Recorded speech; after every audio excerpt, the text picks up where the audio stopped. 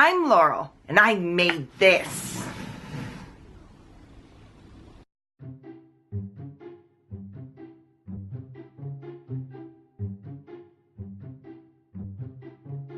You know, when you order something and it looks like this online, and then it comes to you like this, well, it really makes you kind of question why you shelled out $50 for something, but I was super excited, so I tore it open anyway.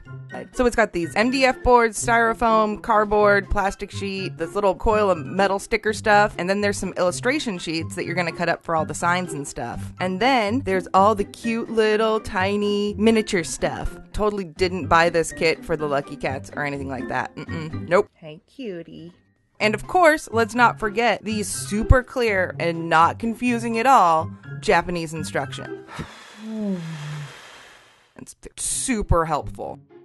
I actually spent 2 nights translating this part. These are the supplies they wanted me to start with. Okay, so first things first, I needed to cut out all these little bits of styrofoam and cardboard. So I look in the instructions, and there's these diagrams in the instructions with all these measurements, and they're in metric. So I carefully measured and cut everything, trace it all out, and then once I'm done, I notice that on these illustration sheets, there's these templates, so you can put them on there and not measure anything and totally not waste all your time.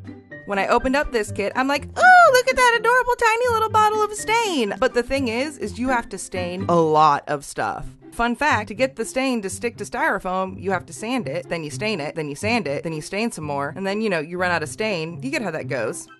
I probably should have worn gloves while doing this. Well. Because I like to make things easy on myself, I decided I was gonna customize little bits of this. I spent like $50. I wanted it to look really cool. So this kit already has a pretty realistic vibe to it. So I'm like, why would I just have these paper printouts of a background when I can cut out cardstock and make it look better? So I cut out some cardstock and glued it on there to add a little more texture and depth, make it look a little more realistic. I used this little trick, I don't know, like 6 years ago on something where I wanted it to look like metal, so I dry brushed a metallic white paint on stuff. So I decided to do that to the roof so it looked more like metal and not cardboard. And once that was done, boop, I can pop it right onto the top. I also did this for all the other cardboard pieces you'll see later on. At this point, I also put together and pop on those cool roof signs. That metal sticky paper stuff is so cool. Okay, now to put in the shelves, but something doesn't look right. Wait, what's this? That's a measurement typo. And doesn't that top shelf look just, I don't know, a little bit thicker than the bottom shelf to you? Maybe 5 millimeters versus 3? Yeah, I thought so too. But let me tell you that kind of bites me in the butt later. Next, I glued and cut the awning and signs from the chipboard. Now, I wasn't a big fan of the way these cut seams look. For everything looking as realistic as it does, I thought it made it look kind of cheap. So I decided I was going to cover it in fabric. And before I started the project, I scanned the illustration sheet mostly in case I screwed up and I needed to print something out again. I took all of the text from the awning and the Norrin flags and I cut it out of iron-on vinyl with my Cricut. And ironed it on the scrap fabric. That's me putting fray check all around the flags before I cut them out to, keep them from fraying.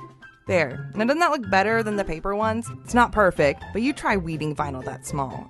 Okay, so the display furniture part of this was by far the hardest part for me. It sucked. I'm bad at this. Hey, remember that thick shelf that I glued in earlier, thinking it was supposed to be that way? Yeah, well, I was supposed to use that to stick a little base on, so I had to cut a new piece. It's a good thing it's covered because I had no stain left to fix that part. Well, doesn't matter. Just double stick tape this on and...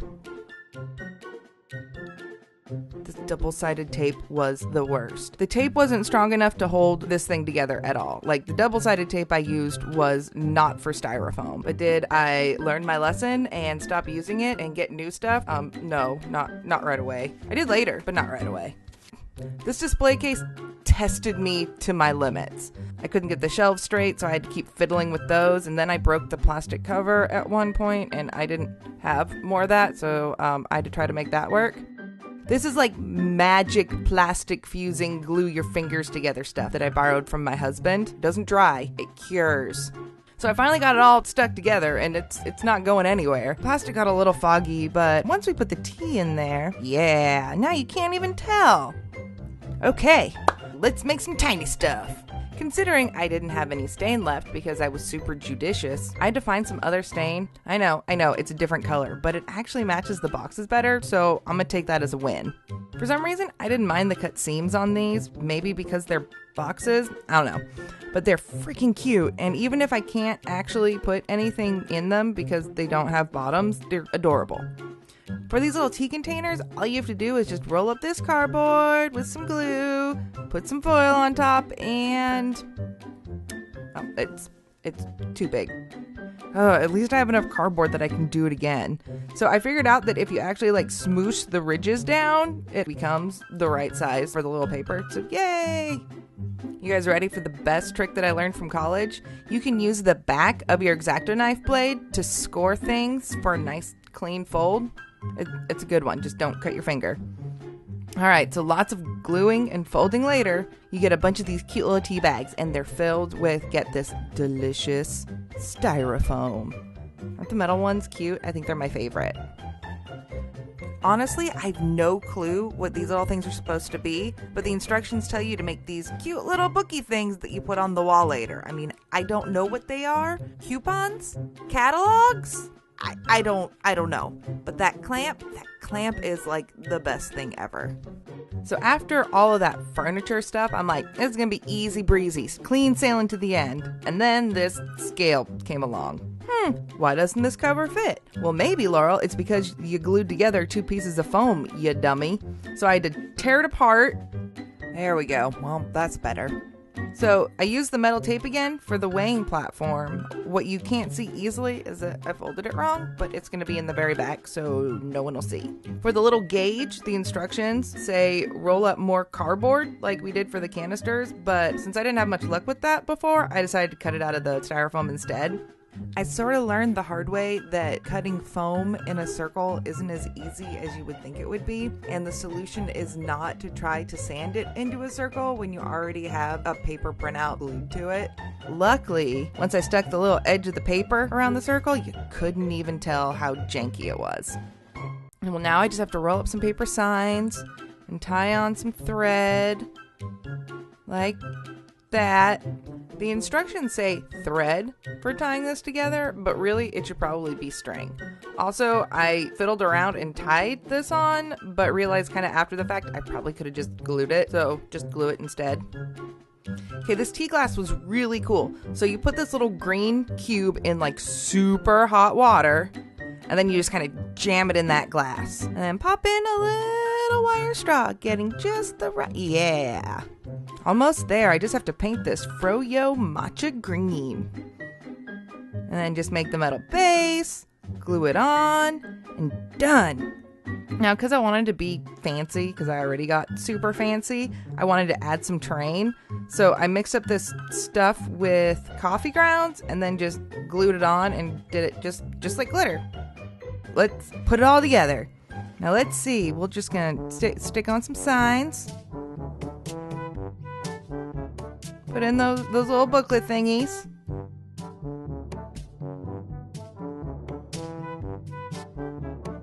Now I can glue it to the base. I added these little greenery pieces around the outside of the building to make it look super real. And believe it or not, even though I haven't done a thing like this before, I had greenery on hand. All right, now in goes that scale to never be seen again. And our boxes. These tweezers are like the best thing ever for putting this together. So if you don't have a pair and you want to do this, you should probably get some. Now I can go ahead and put in these displays that caused me so much trouble early on. Never have to deal with those again. I don't hold any grudges or anything. And then I glue on this plant that came with it to, I don't know, make it look nice. And then the basket that's going to hold some tea. And I'm just going to fill that basket and then, futz with the tea bags a little bit. And then, I don't know, futz with them a little bit more. Because that's how I roll. Then I go ahead and glue in those front boxes so that I can display some fancy stuff on them later. Finally, I get to put these little cats up there so they're not just sitting off to the side. And I actually used my new fancy, super sticky, super good double-sided tape to put these on. It made all the difference in the world. And then glue in the giant glass of green tea that, when you see it in the space, is kind of a little too big. And then just give the straw the right little bend. Perfect. Hey, look, I'm futzing with the tea bags again. And I totally didn't mess with these off camera for another 20 minutes either. And luckily, these bags get glued down.